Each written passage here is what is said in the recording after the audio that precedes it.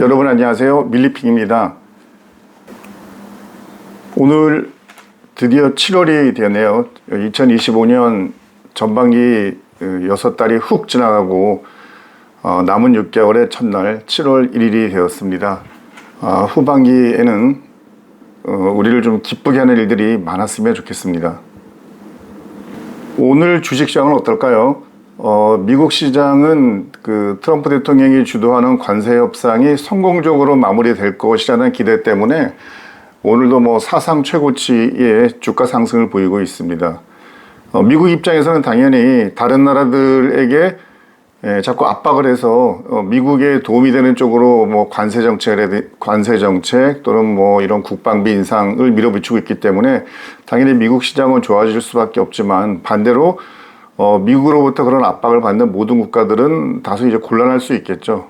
우리나라 이제 방산 같은 경우는 오늘은 거의 한 80% 종목들이 상승세에 있습니다. 오늘 증권사에서는 특히 LIG 넥스원과 풍산에 대해서 목표가 인상을 하는 그런 매수 보고서가 나왔는데요. 실제 아침 방산기업 주가 상황을 보니까 풍산은 마이너스 1,800원, 현재 시간이 9시 50분인데요. LIG 넥스원은 6,500원 상승입니다. 가장 우리 주식시장에서 대표적인 지금 대장주는 하나 에어로스페이스잖아요. 오늘 하나 에어로스페이스는 13,000원, 오른 86만 원에 거래가 되고 있는데 하나 에어로스페이스의 기세가 살아나느냐 어떠냐에 따라서 방산주들의 전반적인 움직임들이 결정될 것 같은데 최근 하나 에어로스페이스는 약간 좀 힘을 축적하기 위해서 그냥 현 수준에서 머무는 정도를 보여주고 있습니다. 근데 약간 좀 눈에 띄는 것은 하나 에어로스페이스에 대한 수급 동향, 특히 외국인과 기관들이 어떻게 지금 매매에 임하고 있는가를 보니까 외국인도 마찬가지고 기관도 마찬가지고 지난 한 2, 3주는 약간 매도가 훨씬 더 많이 있네요. 그러니까 매수가 많아야 되는데 이제 매도가 많다 보니까 아무래도 주가가 올라가지 못하고 그냥 하락 또는 이제 현 수준 유지하는 그 수준인 것, 보합 수준을 유지하고 있는데요. 이런 것들은 이제 하나하나씩 계속 잘 지켜보면서 흐름이 어디로 갈지, 이 보합 수준에서 어느 순간 다시 강하게 올라갈 것인지 아니면 이 보합 수준의 약간의 조정이 장기간 지속될 것인지 이런 것들을 계속 지켜봐야 할 것 같습니다. 지금의 이슈는 전쟁이 더 재발할 것인가, 전쟁 상황이 더 악화될 것인가, 이런 쪽과 좀 방사는 연기되어 있거든요. 그래서 단순하게 그런 전쟁 상황만 보시지는 마시고 이 산업이, 이 기업이 얼마나 매출을 더 늘려갈 수 있을 것이고 해외 수주를 많이 할 수 있는가를 보시면 좋을 것 같습니다. 참고적으로 미국의 락히드 마틴은 글로벌 1위의 기업이잖아요. 근데 락히드 마틴의 매출 추이를 보게 되면 작년 2024년에 최고 주가를 보인 이후에 지금은 그냥 상승분을 다 반납하고 그냥 약간 평이한 수준을 유지하고 있거든요. 그러니까 미국의 방산주는 그렇게 높이 올라가지 않고 있는데 반해서 우리의 방산주는 굉장히 큰 힘을 받고 있는 약간 좀 글로벌 방산기업과 대한민국의 방산기업은 다른 움직임을 보이고 있는데 이제 이런 것들도 왜 그런지 이런 부분도 한번 고민해 보시면 좋을 것 같습니다. 현재 국내 증시는 주가 지수가 코스피는 약 48포인트 상승이고 코스닥도 약 5포인트 정도 상승, 국내 주식은 전반적으로 상승세를 유지하고 있습니다.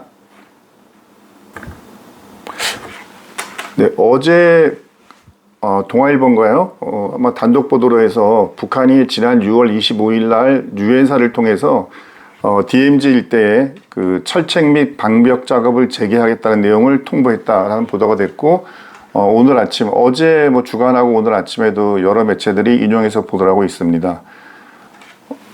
북한이 남북 간의 직통선 이런 것들은 좀 차단하고 있는 상태, 안 하고 있는 상태죠. 근데 이제 유엔사에는 이런 연락들을 하고 있는데, 작년에도 마찬가지고, 최근 25일 날도 마찬가지고, 휴전선 부근 DMZ 인근에서 철책 및 방벽 작업을 하겠다는 요 내용은 유엔사에 이제 통보를 했습니다. 뭐 유엔사의 고유한 그 임무이자 그 권한이기 때문에 유엔사에다가 알린 것으로 볼 수 있는데요. 근데 북한이 늘 이렇게 유엔사가 요구하는 것들을 따르진 않았거든요. 그래서 이번엔 특히 6월 25일 날 1950년 자기들이 전쟁을 일으켰던 그날 그 6월 25일 날 유엔사에 자기들이 이런 일을 한다라고 통보했다는 것은 뭐 그냥 6.25라는 그 날짜를 의식하고 한 것인지 아니면 그냥 한 것인지는 알 수 없지만 어쨌건 국방부에서도 북한이 사전 통보했다는 그 자체에 대해서 의미를 부여하고 있기 때문에 이러한 노력이 향후 어떻게 될 것인지에 대해서 약간 관심이 가는 것은 사실입니다. 현재 약 뭐 1000여 명 정도가 투입이 돼서 그런 뭐 국경선화, 북한은 작년에 헌법도 바꾸고 뭐 여러 가지를 하면서 우리 대한민국하고는 철저한 적대적 관계를 만들가겠다 얘기했잖아요.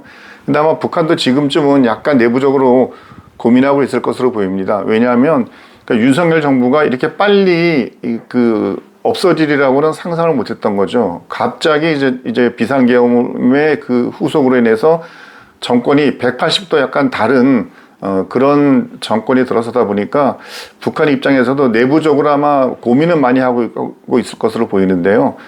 그러나 그들이 작년에 이미 언급했던 이런 국경선화, DMZ 일대를 국경선화하는 작업은 아마 계속할 것 같습니다. 이러한 것들은 오늘 일부 뭐 외국 전문가들도 이야기를 했지만 트럼프 대통령도 그랬잖아요. 김정은을 자기가 잘 안다. 문제가 있다면 해결하겠다라고 이야기를 했는데 7월달, 8월달에 루비오 미 국무장관이 우리 이제 대한민국을 올 예정이고 또 이재명 대통령이 또 7월 말에 이제 미국 가서 트럼프 대통령과 정상회담을 하게 돼 있잖아요. 그리고 10월달은 에이펙 회담이 있어서 트럼프 대통령이 대한민국으로 올 것으로 예상이 되고 그런 이런 여러 가지 의미 있는 회담 가운데 분명히 남북한 간의 이런 군사적 대립 문제 또는 뭐 북핵 문제 이런 것들에 대한 논의가 충분히 이루어질 수 있을 것으로 봅니다. 일부에서는 트럼프 대통령이 10월 달 에이펙 회담 때 서울에 왔을 그 시기에 트럼프 대통령과 김정은의 어떤 만남 이런 것들이 전격 성사될 수 있다라는 가능성도 이야기하고 있는데요. 모쪼록 뭐 대화와 회담이라는 것은 어쨌건 안 하는 것보다는 하는 게 좋기 때문에 많은 대화가 이루어지기를 바라고 대신 그러한 대화의 과정에 우리 대한민국 이재명 대통령과 우리 정부도 반드시 그 발언권에 있는 입장에서 참여할 수 있으면 좋겠습니다. 트럼프 대통령이 김정은과와 일방적으로 통행하는 그런 그 단계가 되지 않도록 우리 국가안보 최고위 그 층에 있는 분들께서 신경 많이 물론 쓰시겠지만 우리 국민들도 관심을 가지고 지켜보면 좋겠습니다. 이재명 정부의 장관들이 이제 대부분 임명이 된 상태인데요. 이제 군 관련해서는 안보실 1차장이 임명이 됐고 그리고 이제 국방부 장관, 국방부 차관이 임명이 됐습니다. 이제 다음번 주요 관심은 방위사업청장이죠. 그러니까 방사청은 우리 정부의 국방예산 61조 가운데 방위력 개선비 18조 원을 집행하는 기관입니다. 그래서 방위력 개선비의 예산 집행이 결국 대한민국이 어떤 무기 체계를 뭐 해외에서 구매를 하건 아니면 국내에서 개발을 하건 그런 과정이 진행되는 것이고 결국 그러한 무기 체계들을 가지고 군이 전투를 하는 것이기 때문에 우리 국방에서도 매우 중요하고 또는 예산의 효과적인 활용이라는 측면에서도 방사청은 매우 중요한 역할을 하고 있습니다. 그런데 이제 방사청장이 누가 되느냐가 지금 굉장히 이제 관심인데요. 오늘 그 서울경제에서는 이제 몇몇 사람 이름이 결혼됐습니다. 방사청 차장으로, 그러니까 전에 차장을 했던 분, 그리고 이제 현재 차장을 하고 있는 강환석 차장, 그리고 이재명 대선 캠프에서 활동했던 박종승 전 ADD 소장, 뭐 공군 예비역 중장, 뭐 이제 이런 분들 이름이 쭉 거론이 있습니다. 저는 뭐 다른 분들은 알지 못하고 강환석 현 차장은 과거에 같이 일을 좀 해본 적이 있습니다. 왜냐하면 제가 한화그룹에서 방산 커뮤니케이션을 담당하고 있을 때 당시 강환석 차장은 방사청 대변인이었거든요. 근데 제가 일하는 걸 보면서 공무원이 저런 사람들이 많았으면 좋겠다라는 생각을 했거든요. 대화를 하는데 전혀 거부감이 없고 권위도 없고 솔직하게 모든 것들을 이야기해주고, 그리고 기업이 먼저 방사청에 가서 이런 걸 해주세요라고 하소연하고 매달리기 전에 본인이 먼저 직접 기업을 방문해서 방사청에서 어떤 걸 도와주면 되겠냐, 언론 홍보나 이런 측면에서 방사청의 기업과 함께 어떤 스탠스를 취하면 좋겠냐라는 것을 먼저 물어봐 주더라고요. 저는 방사청 대변인이 그런 활동하는 것은 처음 봤기 때문에 굉장히 좋은 인상을 가지고 있고, 그리고 이분이 또 방사청에서 7급에서부터 계속 이제 올라오신 분이기 때문에 방사청 돌아가는 것들은 너무 잘 알고 계실 것 같아요. 그래서 저는 행정고시 출신은 아니지만 7급 직원으로 들어와서 방사청 차장까지 된 이분의 능력에 대해서 특별한 존경심을 가지고 있습니다.